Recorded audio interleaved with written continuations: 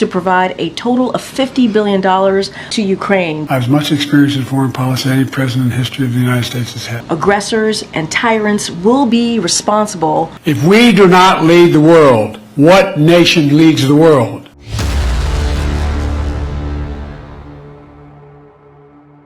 Now, this is the type of story that's going to get your blood boiling, because it was just announced by the White House that Ukraine will be receiving $50 billion in additional funding.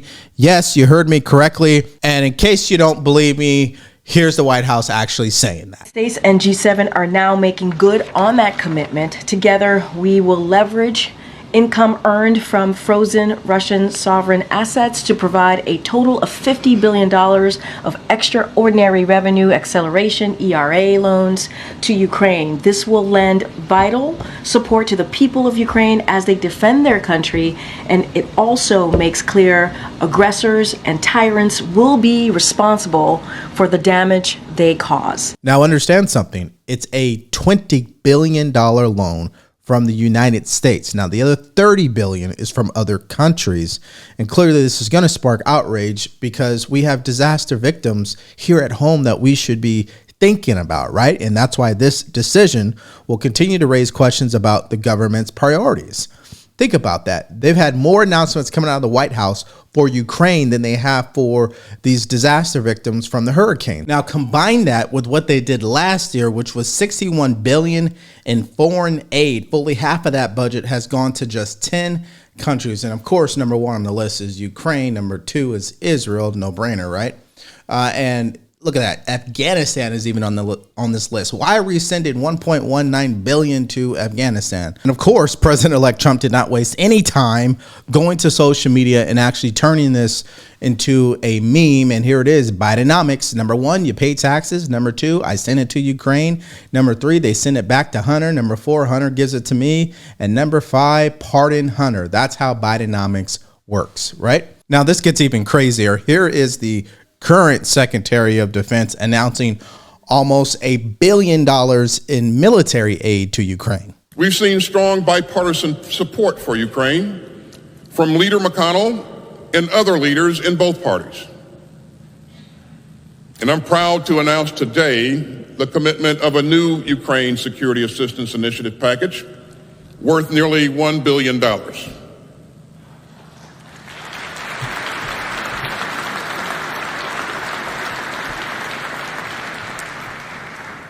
Now, that package will provide Ukraine with more drones, more rockets for its HIMARS systems, and more support for crucial maintenance and sustainment.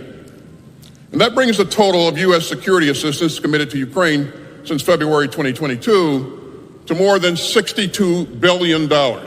It's so interesting how they celebrate that they have sent $62 billion of taxpayer money to Ukraine. I mean, that is something to clap for. That's something to celebrate. So if you're at home right now, have yourself a drink, take a shot, and celebrate this funding that is going to Ukraine, because clearly that's how they operate. Now, of course, Joe Biden also had something to say about these announcements and his experience, and then his teleprompter went out. I think you will find some type of entertainment with this. Check this out. There's no country on earth better positioned to lead the world in the years to come than America. Think about what stunned me. And again, I'm going to say something outrageous. I have as much experience in foreign policy as any president in history of the United States has had. The chairman of the Foreign Relations Committee. Anyway, I spent a lot of time. I know all of them. I can't name a single country in the world that doesn't think. Put it this way. If we're not leading the world, who does? Not a joke. I'm not being wise guy. If we do not lead the world, what nation leads the world? Who pulls Europe together? Who tries to pull the Middle East together? How do we do the Indian Ocean? What do we do in Africa? We, the United States, lead the world. And one of the things that's going on here is they just turned off my, I'm going to go down. I lost the electricity here. But anyway, one of the things we found is that we invented the computer chip, size of the tip of your little finger. Yeah, so we are not surprised that Joe Biden sounds this way. He speaks this way. He has really no coherent explanation on why they're sending so much money over to Ukraine. He's got other people to do that on his behalf. But here's the problem. For decades on end, the U.S. has acted as the world's policeman, often at the expense of its own citizens. Our major critique here is this approach to get involved in every single thing that's wrong with the world and never actually getting involved with what's wrong here at home. Now, here's Trump's latest comments about Ukraine and how they should be prepared to receive less funding. Should Ukraine prepare for less aid from the United States after you're sworn into office? Yeah, probably. Sure. You said you can end the war in 24 hours. You've even said you want to try to end it before you're sworn into office. You're actively trying to? I am. Have you talked to President Putin? No, I have not. You haven't talked to President Putin No, I have since not. you've been You mean, elected? no, well, I don't want to say that, but I haven't spoken to him recently.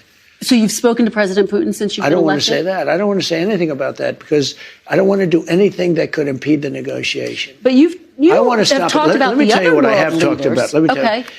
you. There are people being killed in that war at levels that nobody's ever seen before.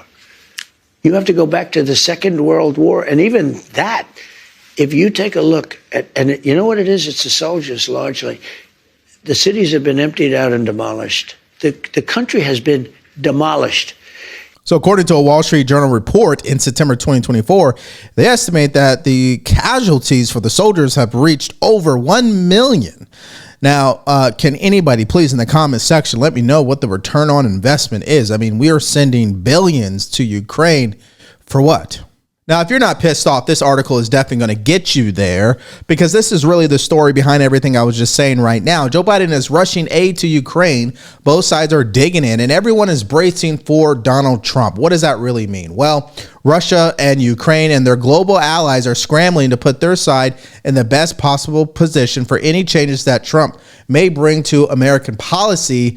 Listen, the president-elect insisted in recent days that the Russia and Ukraine war needs to reach a ceasefire and Ukraine should likely prepare to receive less U.S. military aid, which I showed you earlier in this video. Now, here comes the part where I just lose it. The Biden administration is pushing every available dollar out the door to shore up Ukraine's defenses before leaving office in 6 weeks. Later in this article, they say they're spending all this money just enough to hold on, but not enough to defeat Russian President Vladimir Putin's forces, according to Ukraine and some of its allies. So again, can somebody make sense of this? The comment section, why are they spending all this money, right? Because we know they can't agree on border security. They definitely don't care about these disaster victims as it pertains to the hurricane. They definitely don't care about our veterans. They definitely don't care about the education system, right? But they care about Ukraine, and they can agree to almost a $1 trillion budget for Department of Defense. But they can't agree on anything else.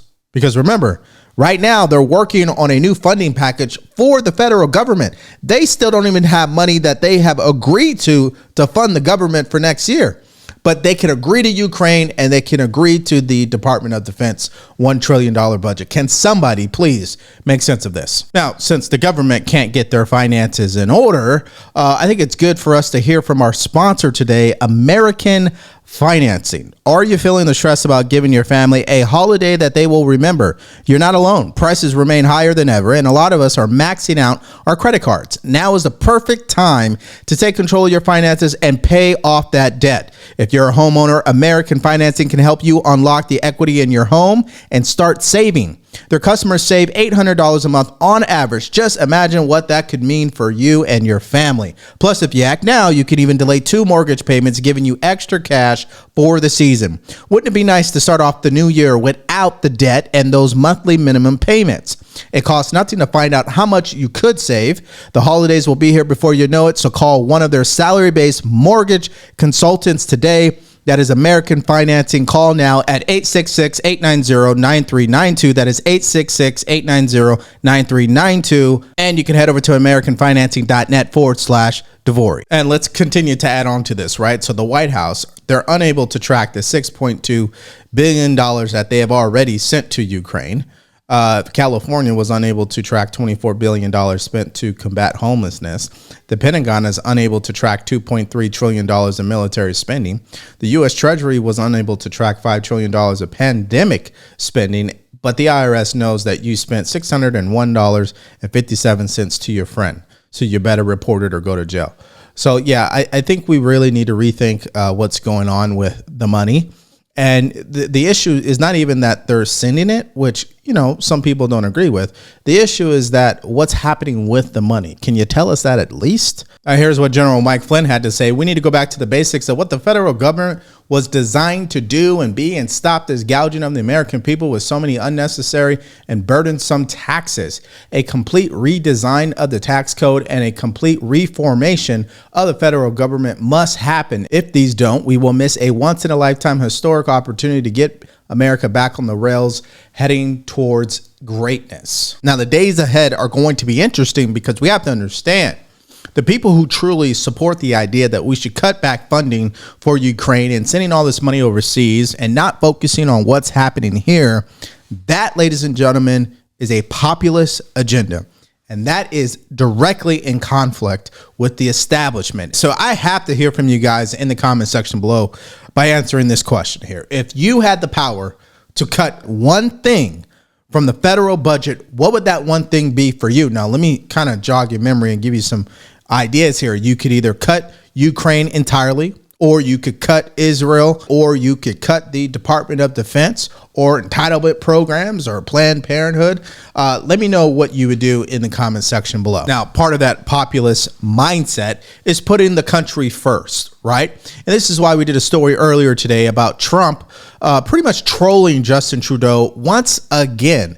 I mean, it's as if Justin Trudeau is the weakest link out there in the international community. And everybody knows it because Trump is continuing to call him out. And so we did a story about that. And if you guys want to check out that video, all you have to do is click on it because it's coming up right now.